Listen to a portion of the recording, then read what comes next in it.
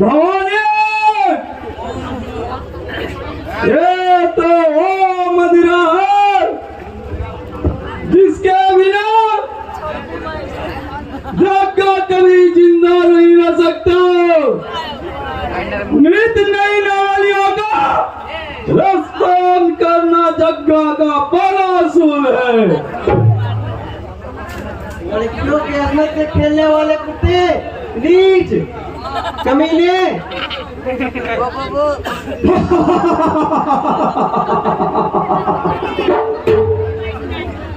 वक्त है मेरी जान, जितना फड़फड़ाना है फड़फड़ा लो। जल जा चिड़िया फड़फड़ाती नहीं और जग्गा की रस नहीं आता। मैं कोई बाजारू लड़की नहीं हूँ, मुझे जाने दो। मैं तुम्हारा शक्ल देखना भी गवारा नहीं करती।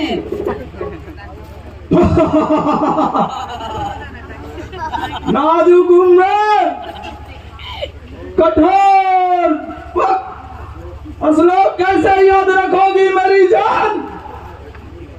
एक फूल पर तो हजारों भौरे बैठते हैं, फिर भी फूल सुगंधित रहता है और एक दुकानदार पर हजारों ग्राहक आते जाते हैं, फिर भी दुकान चलता रहता है। ऐसा क्यों बोलता है? क्या तुम्हारी माँ बहन नहीं है? छोड़ो मुझे, घर जाने दो। घर जाओगी? कहाँ है घर तुम्हारा? मेरा घर रामपुर है। क्या बताई? रामपुर? रामपुर? रामपुर तो मेरा भी घर है। क्या नाम है तुम्हारे बाप का? मेरे बापू का नाम महेंद्र सिंह है। मेरा एक बड़ा भाई भी है था, जिसका नाम जगत था। वह बचपन में ही घर छोड़कर चला गया। एक और मेरा भाई है रणवीर, जो काफी आवारा था। वह भी बचपन में अपने घर से चला गया। मासूम बच्चों को चुराकर उनके माँ बाप से पैसे लेता है और वह उस गैंग का बॉस भी है। बस करो, मैं मर जाऊंगा। वो जगत मेरा इनाम था। आजकल लोग मुझे जग्गा डाकू के नाम से जानते हैं और वो छोटा भाई रणधीर मेरा ही भाई है। क्या तुम मेरे बहन सबीना हो? हाँ, मेरा नाम सबीना है।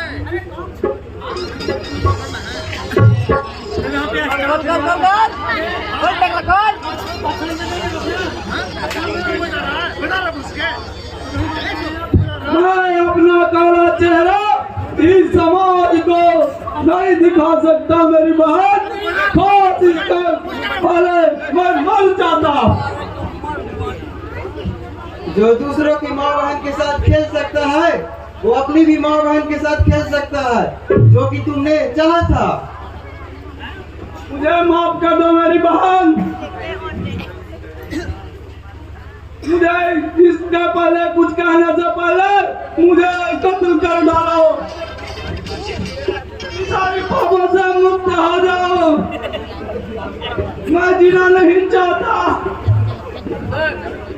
तुम्हारा कोई क्षमा नहीं है कमीने।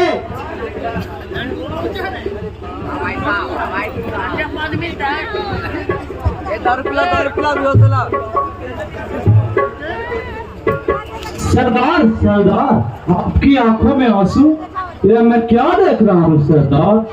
सरदार, जिसकी आवाज सुनकर बादल थम जाते थे, चट्टानें थरथराने लगती थी, जिसकी आवाज सुनकर गर्भवतियों के गर्भ की जाते थे, उसकी आंखों में आंसू। बोलिए ना सरदार, क्या हुआ सरदार?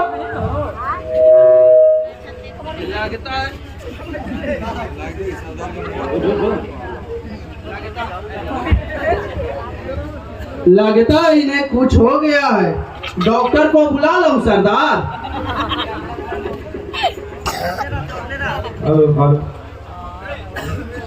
इन्हें कुछ नहीं हुआ है सर महर्षि, इन्हें केवल प्रेम रोग लग गया है जो इनकी रखैल भवानी सिंह।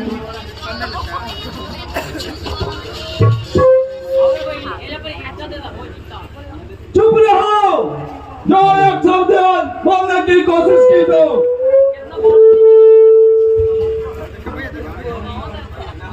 जब जुबान ही बंद करना था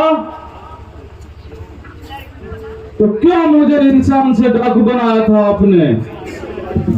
भवानी की मंगेतर को क्या जबरदस्ती उठाया था आपने? जवाब जाइए सरदार, जवाब। मैं तुम्हारे चिल्लाने से डर नहीं सकता कालिया।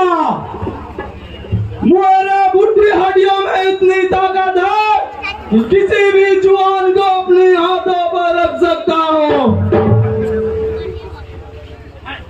तो देरी किस बात की है सरदार? काट दीजिए वो जुबान जो आपकी जुबान को सदा बुलंद करती थी। उसकी जरूरत नहीं है रे कालिया। अफसोस इस बात की है कि तूने मेरी आंसुओं को समझने की कोशिश न किया। ए गम की आंसू है रे कालिया। जवाना हमसे है, जवाने से हम नहीं। दिल में गम नहीं, हम किसी से कम नहीं।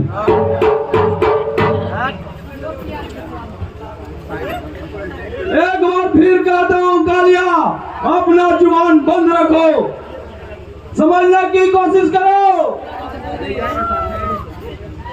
अब कालिया को समझाने की जरूरत नहीं है सरदार। कालिया एक छोकरी के लिए आंसू नहीं बहाया करता। न जाने कितनी छोकरी को खून किया है और करेगा।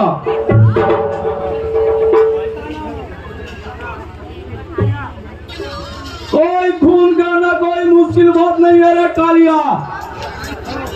लेकिन आज मुझे इसकी पहचान तब है कि मैं जिंदगी की चौराहे पर खड़ा होकर किसी और कदम नहीं बढ़ाना चाहता। ऐसा भी क्या है सरदार? क्या तुम मेरे बातों को बर्दाश्त कर सकोगे? मोहन सिंह का कठोर हृदय सब कुछ बर्दाश्त कर सकता है सरदार। हमने जिस लड़की को बुरी नजर से देखा था, जिसकी अस्मत लूटना चाहता था, वो हागिन मेरी बहन थी। और जिस समय मैं डाकू बना, वो बहुत ही मासूम थी। मुझे दूसरों की इज्जत लूटने की सजा मिल गई और मैं मर जाना चाहता हूँ।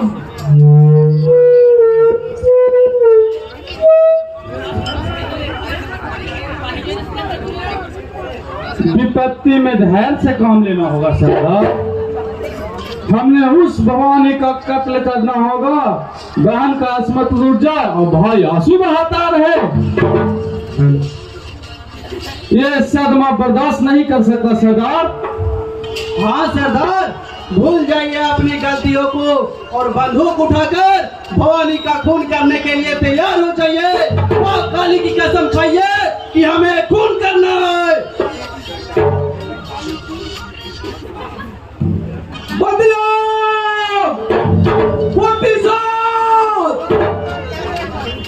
भवानी, तुझे जिंदा नहीं छोड़ूंगा, तुझे हथियार उड़ा दूंगा, तुझे कत्ल कर दूंगा।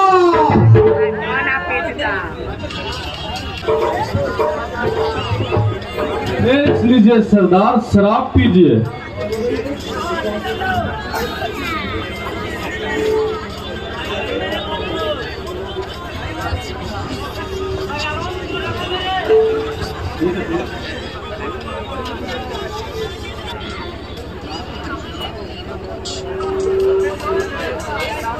शराब का तो इंतजाम कर दिया कालिया,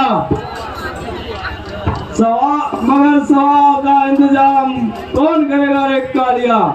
शराब के बिना शराब का मजा नहीं आता कालिया।